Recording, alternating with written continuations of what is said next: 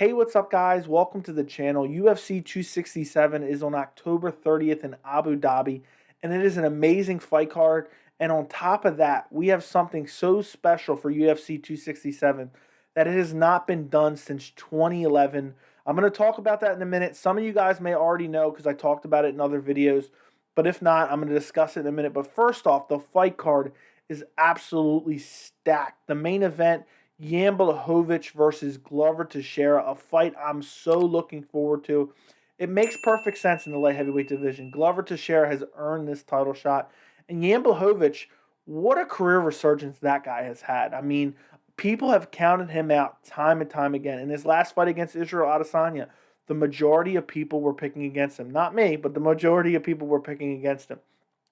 And then even before that, when he fought for the vacant light heavyweight title against Dominic Reyes, most people, in this case, I actually did count out Błachowicz, were picking Dominic Reyes, and he just went in there and just beat the brakes off of Dominic Reyes in that fight to win the light heavyweight championship. And a lot of people say, oh, well, he's not the real champion. I think Błachowicz has earned the right.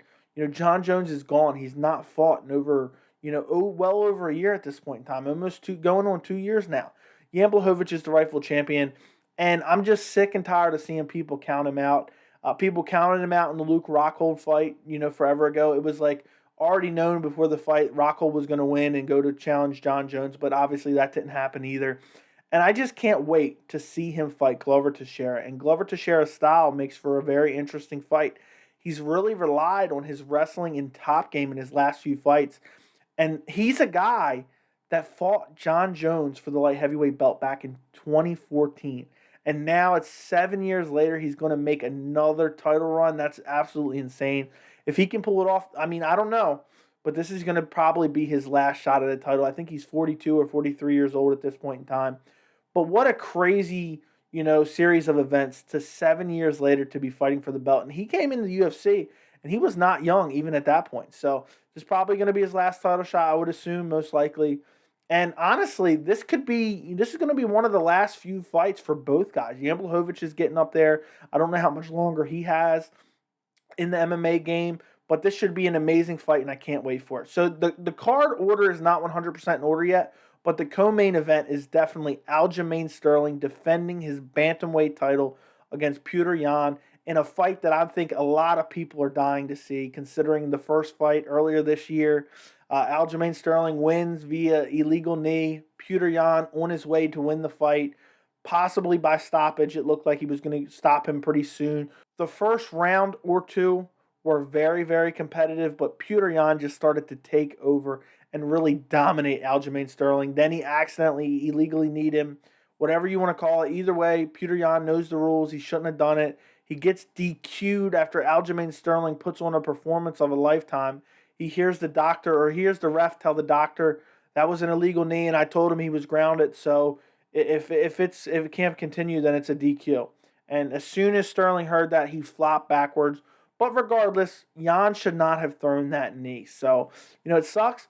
But this is a very interesting fight. I don't think anybody's going to be picking Aljamain Sterling in this rematch, especially after seeing that first fight. And I'm curious if Aljamain Sterling can somehow pull off this upset. That will be absolutely insane. But I think a lot of people are looking forward to this fight just because it's going to get the bantamweight division back on track. We see Petr Yan gain his title back, and then we can see some of these other fights we've been looking forward to play out. So again, this card is not in order, but here are some of the other fights on the card. Islam Makhachev takes on Rafael dos Anjos. Islam Makhachev is currently ranked number 5 last I checked, and he hasn't fought anybody yet. He has not been tested. The best win he has is arguably Drew Dober. Some people even say Sarukian, So, he hasn't fought an upper, top tier guy yet. And Dos Anjos is that guy. Dos Anjos will take every tough fight there is. And this fight was booked, I think, twice. And I think Islam pulled out once, and I think RDA pulled out once. So I will be so happy to see Islam Makhachev finally test it. And I think if he beats RDA, he's going to probably fight for a title next. And if RDA beats him, that is a massive win as well, because that puts him right back into the lightweight title picture. RDA is a former champion. He's fought every person. A lot of people counting RDA out because of some recent losses. But look who he's fighting. I mean, some of his recent losses were to Kamaru Usman, Colby Covington. It's just he's fighting all the tough guys. RDA will never turn down a fight, and supposedly nobody wants to fight Islam Makhachev, and he's fighting him too. So you also have Alexander Volkov versus Marcin Tybura. I mean, I love that fight. That's a perfect fight right now. Alexander Volkov trying to get back on track after that loss to Cyril Gane, and that's another great fight in a good heavyweight fight at that. Volkov is just ever improving. Marcin Tybura is on a nice little streak right now, so I can't wait to see how that plays out. More importantly, we have Jingliang versus Khamzat Chimaev. That's an amazing fight as well.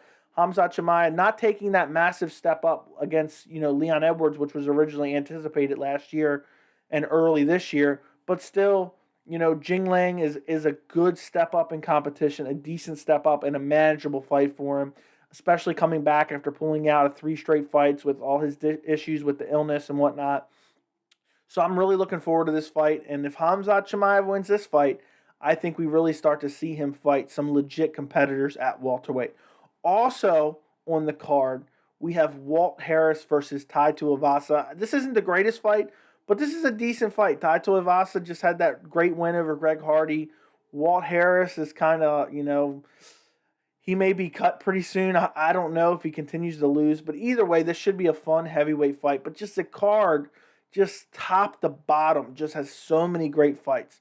So before I end this video, I told you guys UFC 267 has something special that has not been done since 2011. And when I talked about it in another video, maybe about a month and a half ago, it wasn't confirmed. But now it is officially confirmed. UFC 267 will be free for all. I'm in the US. I'm not 100% sure how it will be streamed. But supposedly there's talk of it being on ESPN Plus for free. There's some talk of it being on ABC, which they did for the Holloway versus Calvin Kattar earlier this year. But it will be free for everyone to watch. And that's because in Abu Dhabi, they're doing it for a good time there to watch it, for the live crowd.